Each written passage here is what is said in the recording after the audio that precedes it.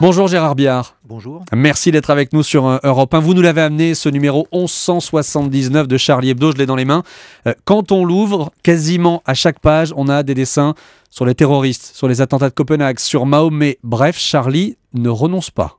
Enfin non, on n'a aucune raison de renoncer, sinon on renonce à nous-mêmes. Il était hors de question de changer la ligne éditoriale. Et la ligne éditoriale, elle est celle qu'elle a toujours été, c'est-à-dire on commente l'actualité. Comment elle s'est passée la gestation de ce numéro ? Est-ce que simplement tout le monde avait envie d'être là ? Ah oui, puisque là même ceux qui sont à l'hôpital, même ceux qui sont blessés ont écrit dans ce numéro. Ça s'est fait un petit peu d'une manière particulière, mais bizarrement presque plus sereinement que tous les autres numéros qu'on a pu faire auparavant, parce que on a eu du temps pour le faire. Celui-là, on a eu du temps pour le penser, pour le mûrir un petit peu. Moi maintenant, ce qui me fait un petit peu peur en tant que rédac chef, c'est le prochain, parce que là, on n'a plus qu'une semaine pour le faire. Mais là, vous repartez dans la vie normale d'un journal, finalement. Ah bah oui, bien sûr, oui. Et puis voilà, donc on reprend notre rythme hebdomadaire, parce que d'abord, on va pas changer de titre, hein, c'est Charlie Hebdo, donc voilà, on va pas faire Charlie annuel non plus. Hein, et puis oui, bien sûr, il faut. De toute façon, c'est nécessaire. Vos collègues disparus, Charb, Wolinski, Cabu, est-ce qu'ils ont été omniprésents dans les têtes pendant que ce numéro a été créé, ou alors est-ce que vous ne parliez pas d'eux ? Bah, ils sont tout le temps dans nos têtes, ils sont tout le temps dans nos esprits, ils sont tout le temps dans nos tripes. C'est difficile de les oublier. Et est-ce que vous avez le sentiment, vous Gérard Biard, que le soutien gigantesque que vous avez reçu après ces attentats vous donne aujourd'hui plus de responsabilités dans ce que vous écrivez, dans ce que vous dessinez, dans ce qui est dessiné dans Charlie Hebdo ? Non, on s'adresse à beaucoup plus de monde, c'est évident. Ce qu'il faudrait surtout pas, c'est qu'on reste le symbole qu'on a été l'espace d'un numéro. On l'a été bien malgré nous d'ailleurs. Bon, ça va. Maintenant, ça y est. On est reparti. Donc, il faut plus qu'on soit un symbole, parce que toutes ces idées qu'on défend, tout ce qu'on porte là, et tout ce qu'on a toujours porté, tout le monde doit le porter. Ce sont les valeurs de tout le monde.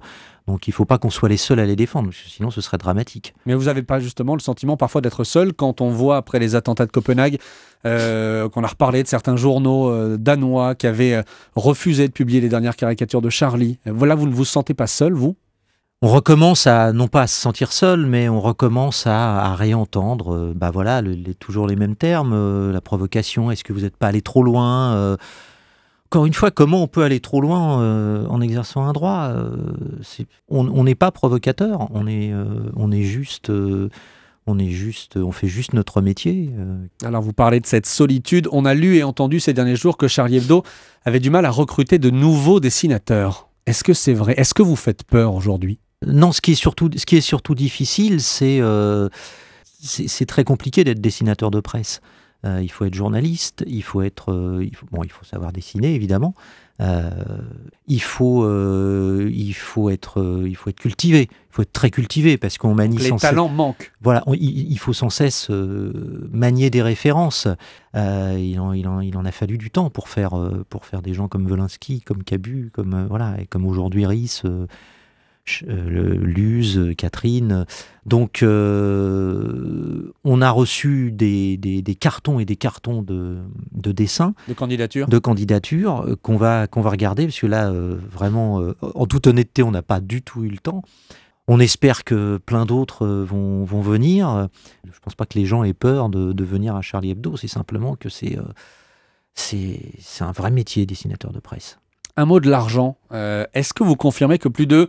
Alors, il y a beaucoup de chiffres qui ont circulé, mais plus de 15 millions d'euros seraient arrivés sur les comptes de Charlie ces derniers jours, en comptant les dons, les ventes du dernier numéro. 15 millions d'euros ? Non, je crois que les dons, c'est autour de 4 millions de je ne sais plus combien, de milliers de donateurs de toute provenance. Tout le montant des dons sera entièrement reversé aux familles des victimes, des 17 victimes. Pour ce qui est de l'argent, parce que je pense que c'est ça qui vous intéresse, de l'argent qu'on va garder, Les ventes et les abonnements, c'est entre 10 et 12 millions. Le journal va vivre avec ça, comme il a toujours vécu, et uniquement avec ça. Il va servir aussi à sécuriser les nouveaux locaux. Et puis oui, il y a ça aussi, c'est-à-dire que pour l'instant, on est toujours dans les locaux de Libération, mais il faut qu'on retourne chez nous. Donc il faut qu'on trouve des nouveaux locaux, parce qu'il est évidemment hors de question de retourner rue Nicolas Appert. Mais ces locaux, il faut qu'ils soient mis en sécurité. Il faut une sécurité qui soit adaptée aux risques qu'on court. Et évidemment, ça coûte cher aussi. Charlie Hebdo bunkérisé. Matériellement, oui, mais éditorialement, non. On va rester toujours le journal ouvert qu'on a toujours été. Merci Gérard Biard d'avoir été notre invité ce matin sur Europe 1 pour l'interview vérité. Charlie, c'est reparti, donc numéro 1179-A. 2 millions et demi d'exemplaires, c'est ça ? C'est ça, abonnés compris. Abonnés compris. Et export compris. Merci Gérard Biard. Je vous en prie.